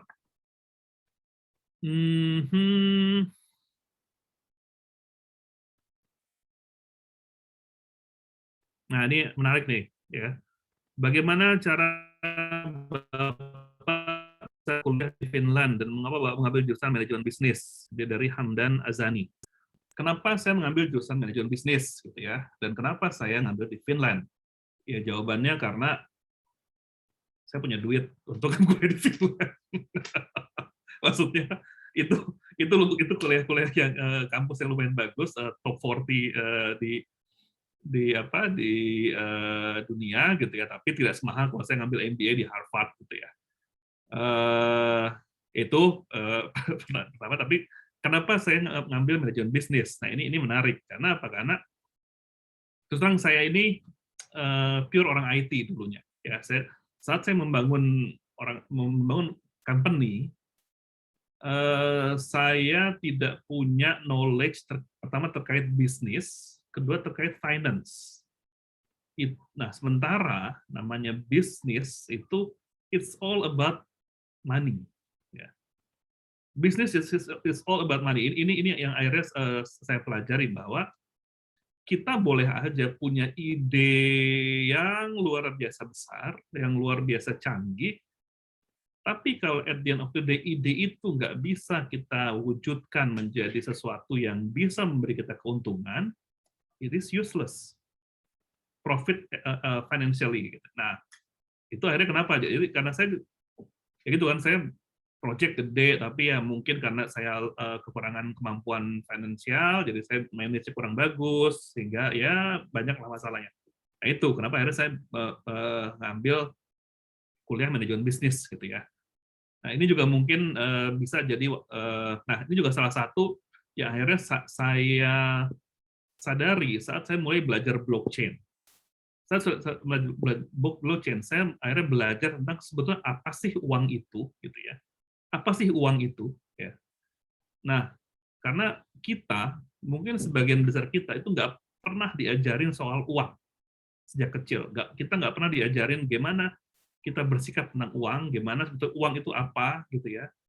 Sehingga kesininya kita ya banyak melakukan kesalahan terkait dengan keuangan ini, gitu ya. Nah, makanya mungkin juga, mumpung kalian ini masih grass gitu ya, saya sarankan kalian mulai belajar tentang finance, tentang uang. Apa sih uang itu gitu ya? Sebetulnya apa beda uang dan mata uang misalnya? Bagaimana cara kalian memanage uang gitu ya? Bagaimana berinvestasi? Harusnya dari sekarang ini kalian harus, mungkin itu harusnya dari kecil kita diajarin. Sayangnya juga saya taunya terlambat, tapi ya nggak apa-apa sih, better late than never gitu ya. Itu juga kenapa saya ngambil manajemen bisnis. Itu jawabannya ya. Terus apa lagi ya?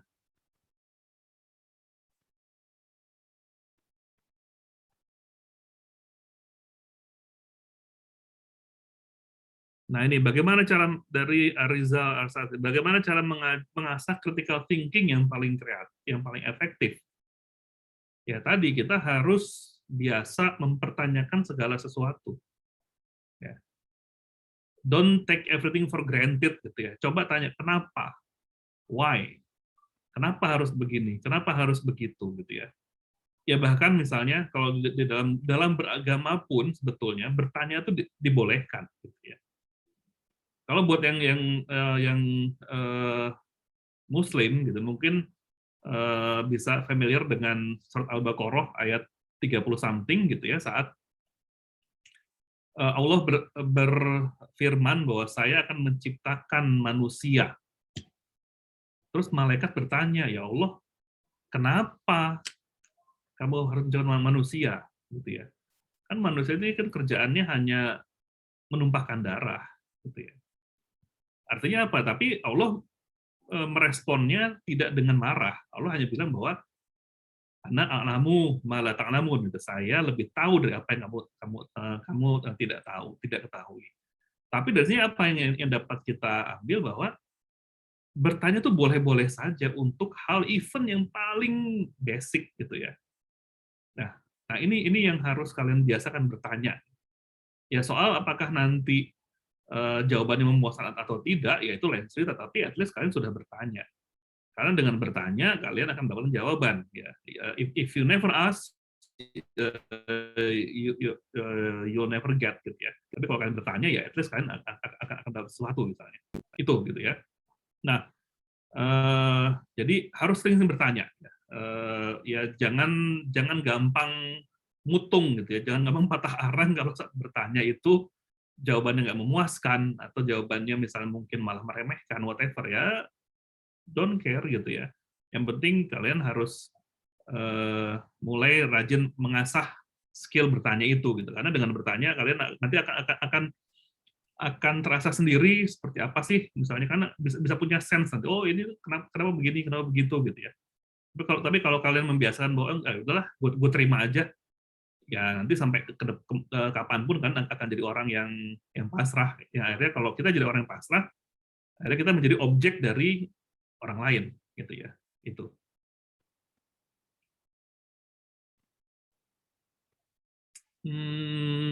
Oke.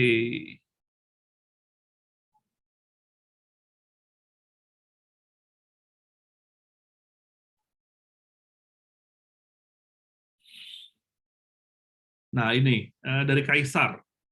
Saya ingin mengenal lebih lanjut tentang metaverse. Apakah memungkinkan nanti dengan adanya metaverse, anak di masa depan tidak harus lagi sekolah, mengingat dunia virtual yang bisa menggantikan dunia fisik? Lalu bagaimana nasib profesi guru ke depannya? Oke.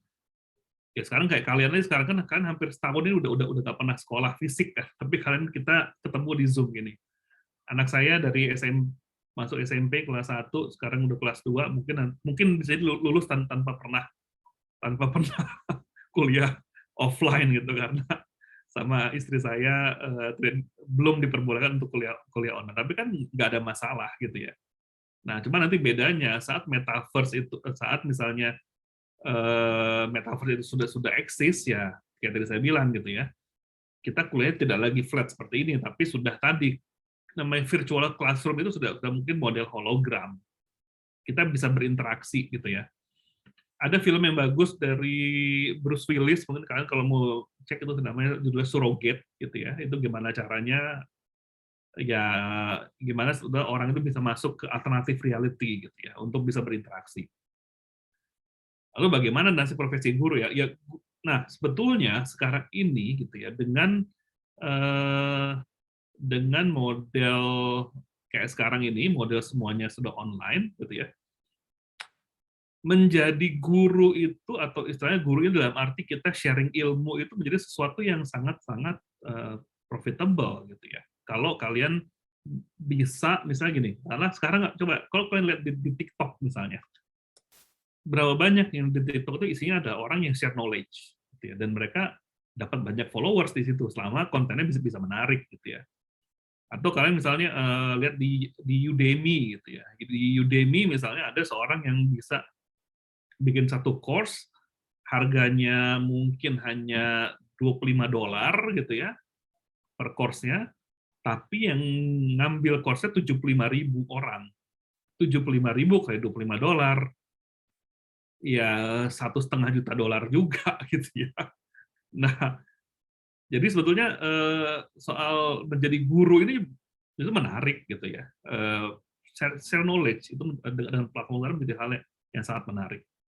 Jadi nggak ada isu sebetulnya dengan metaverse, tapi tinggal bagaimana kita behave terkait itu aja gitu ya. Banyak juga pertanyaan nih.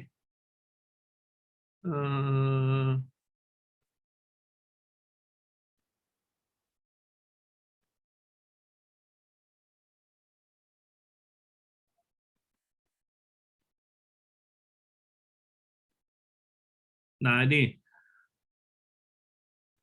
dari Lazuarin Nawaf mengenai kuantum komputer. Kenapa kuantum komputer itu dapat membuat breakthrough dalam dunia komputasi gitu. Apakah kemampuan yang lebih superior gitu ya? Ya jelas gitu. Karena tadi dengan model sekarang, model digital, model biner gitu ya, itu komputer itu didesain hanya untuk pakai state 0 and 1 biner. Tapi dengan kuantum di dunia kuantum gitu ya, itu state itu bisa macam-macam, bisa macam-macam gitu ya. Nah, kalau kalian ada yang senang pelajaran fisika modern gitu ya, kalian misalnya baca tentang state di quantum state gitu ya, itu macam-macam tuh quantum state itu di level kuantum ya. Jadi ada yang spinnya kiri, spin ke kanan gitu ya. Ada yang dia dirotasi 2 kali 360 derajat baru kembali ke posisi aslinya gitu ya. Jadi banyak banget state yang bisa digunakan, sehingga yang dulu yang mungkin hanya single state 0 sama 1 sekarang mungkin bisa varian tuh 0 sampai sekian gitu ya. Nah, sorry. Jadi itu namanya qubit, quantum bit. Gitu.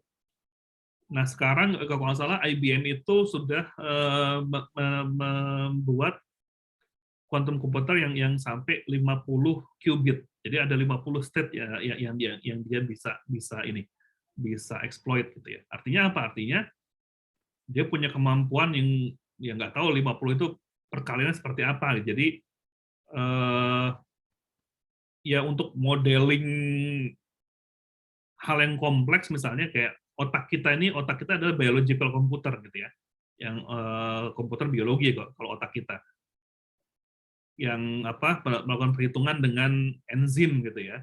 Tapi kuantum komputer itu atom ya mungkin nanti kuantum komputer bisa membuat simulasi gimana cara otak kita bekerja, whatever ya, dengan perhitungan yang luar biasa gitu ya.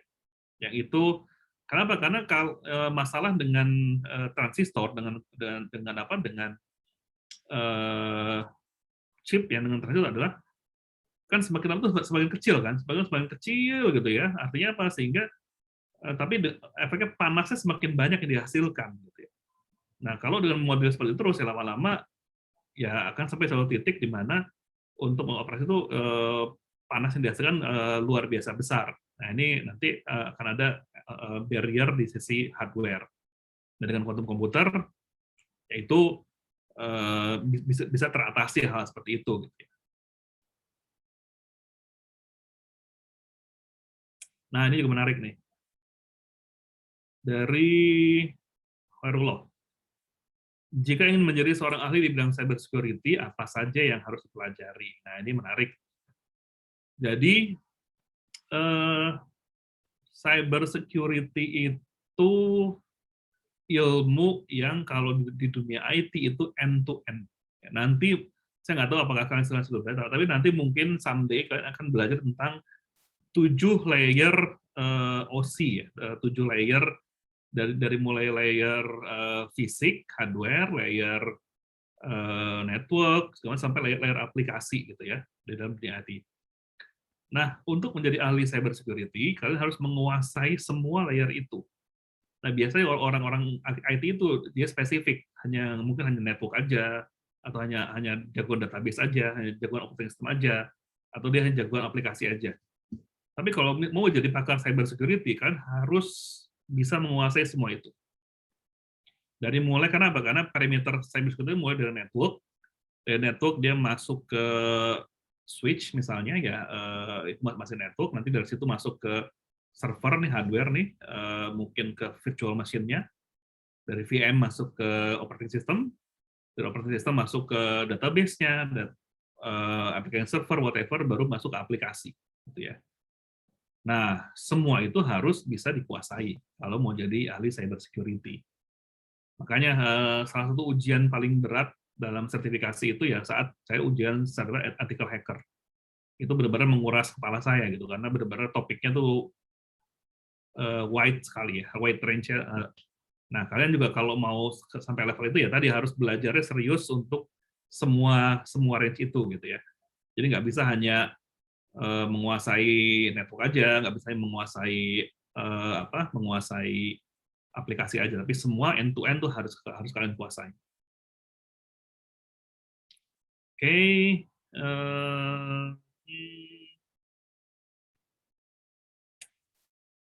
nah ini menarik juga nih dari Valen ya. Terkadang saya merasa seperti pertanyaan yang saya ajukan kurang mengundang pembahasan yang mendalam atau semacamnya. Untuk itu bagaimana cara bertanya pertanyaan yang lebih baik? Ya sering-sering bertanya. Yang jelas kalian nggak boleh berputus asa untuk bertanya, gitu ya. Ya kan bertanya aja, nothing tulus lah. Gitu. Jangan kalau apa yang ada di kepala kalian, kalau kalian nggak paham, kalau kalian bertanya, tanya aja. Jangan takut dengan responnya. Tanya aja. Ya. Nanti kan akan ketemu sendiri, gitu ya. Pertanyaan seperti apa yang bagus? Ya, intinya bahwa tidak ada semua pertanyaan yang jelek. Gitu ya. Semua pertanyaan itu bagus. Ya. Soal respon orangnya beda-beda, itu masalah mereka, bukan masalah kalian. Tapi kalian harus punya keberanian untuk bertanya. Dan ini yang memang saat saya kuliah di luar gitu ya, ini yang saya rasakan gitu ya. Benar-benar saat kuliah di luar itu ya tadi gitu ya, atmosfer untuk bertanya itu benar-benar sangat open. Tidak ada pertanyaan yang terlalu sederhana. Semua direspon dengan baik oleh para pengajarnya gitu ya. Even tidak ada pertanyaan yang terlalu sederhana. Nggak ada yang ngetawain. Even misalnya pertanyaan simple sekali pun nggak ada yang ngetawain. Gitu ya. Nah ini yang mungkin lingkungan ini juga yang harus dibangun di kampus. Oke, mungkin 2 pertanyaan lagi sebelum ini gitu ya. Banyak yang bertanya tentang soal blockchain dan karbon, tapi kayaknya tadi saya udah bilang nanti mungkin perlu topik tersendiri gitu. Nah, ini topik terakhir yang ingin saya jelaskan juga di kalian terkait dengan online privacy. Sekarang sudah mulai berkurang karena berbagai hal, gitu ya. Nah, ini juga salah satu yang concern saya dengan kalian di generasi muda nih ya, generasi sekarang ini terkait dengan keamanan data pribadi. Oke. Generasi sekarang ini gitu ya, sekarang adalah generasi yang katakanlah mungkin ya, dibilang content generation gitu ya. Generasi yang mabuk dengan konten gitu ya. Sedikit-dikit bikin konten taruh di Instagram lah, di TikTok lah, atau whatever gitu ya. Nah, kalian harus, ini kalau saya sebagai orang security gitu ya, ini sebetulnya hal yang sangat berbahaya. Artinya apa? Kalian harus pilih gitu ya, secara sadar setiap apapun gitu ya yang kalian posting di internet. Kan kalian harus pilih secara sadar. Karena apa? Karena apa yang kalian taruh di internet itu akan abadi. Mau gambar, mau video, mau apapun itu akan abadi, gitu ya. Jadi jangan sampai kalian do stupid things and post it online. Ya.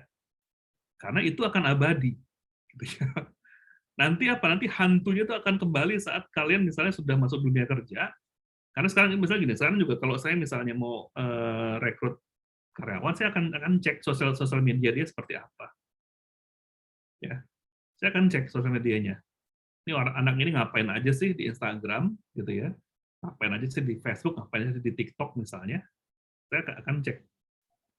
Jadi, nah itu gitu. Jadi hati-hati sekali dengan apa yang kalian post di sosial media.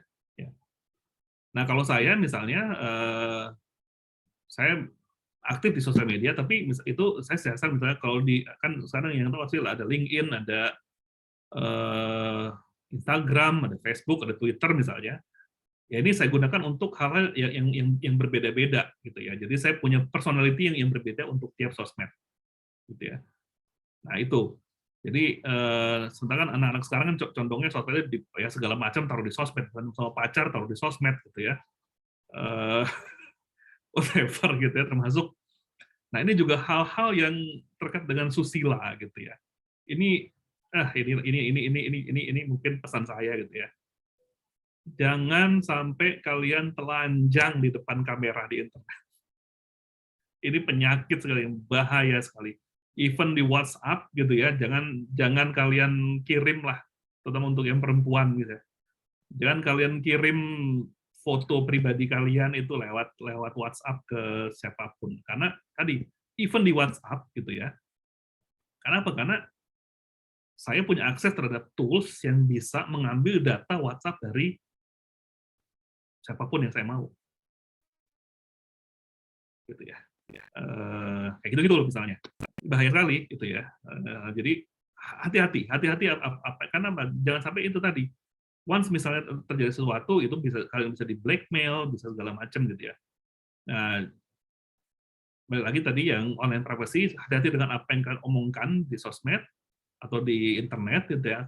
Hati-hati dengan apa yang kalian posting, video, gambar, whatever gitu ya. Karena apa? Di bawah lindungan Google, dosa kalian abadi. Gitu ya. Sampai nanti gitu ya. Dosa digital tuh abadi gitu ya. Itu gitu. Jadi hati-hati ya. Mungkin itu gitu ya yang dari saya. Semoga ya saya senang nih banyak yang bertanya, tapi ya tadi karena waktunya juga saya juga harus pindah lagi ke tempat lain.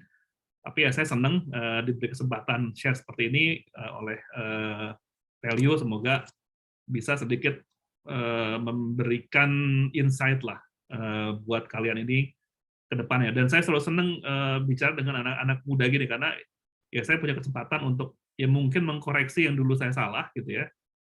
Semoga kalian tidak melakukan kesalahan yang sama dengan saya.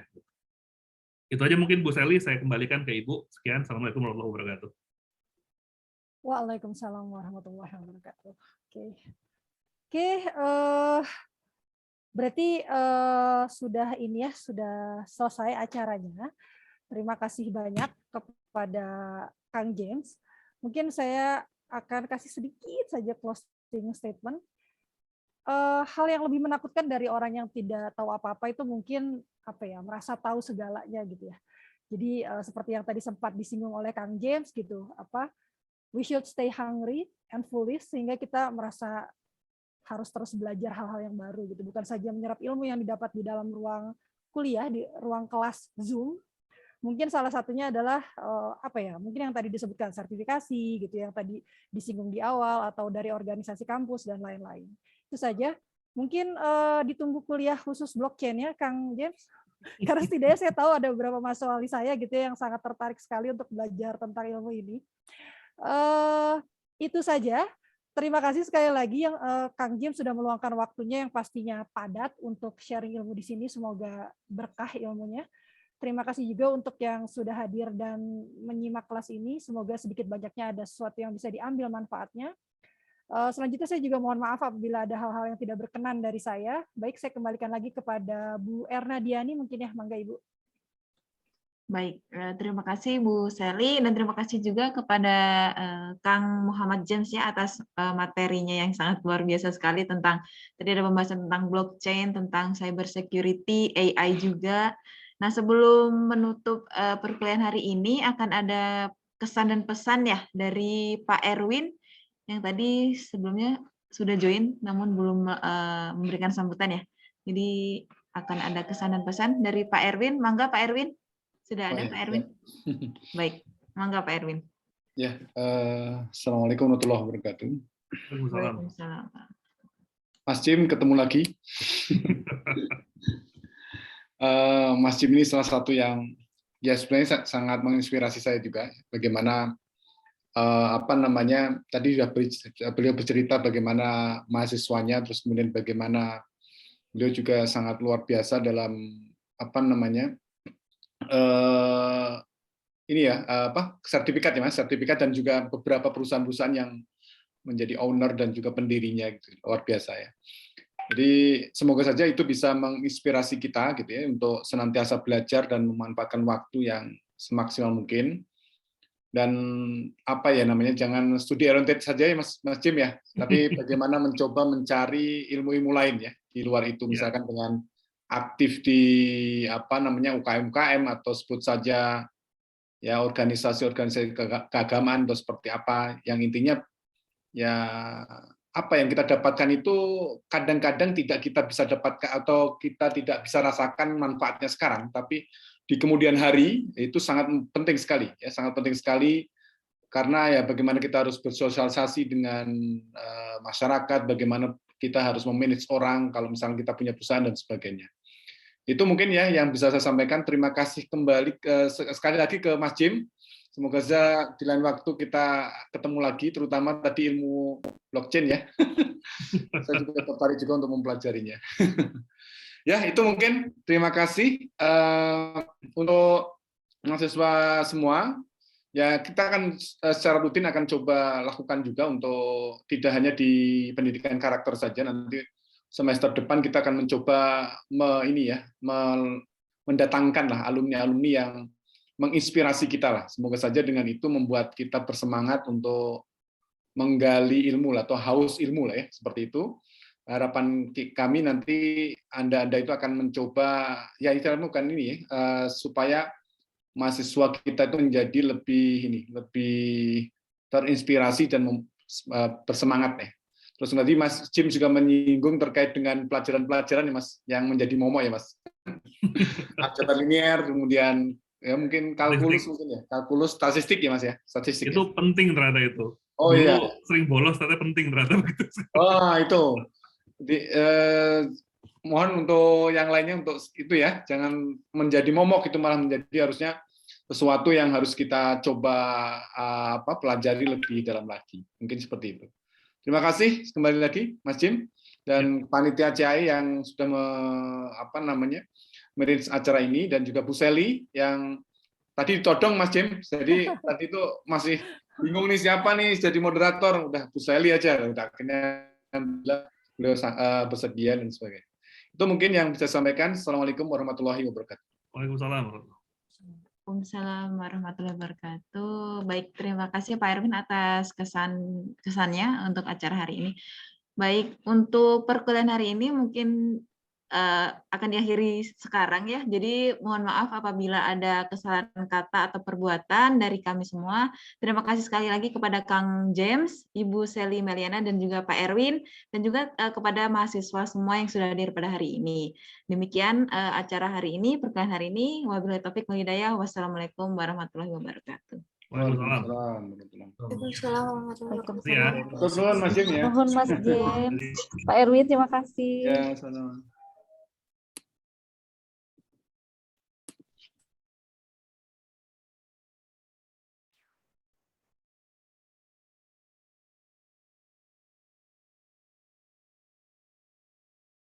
Terima kasih.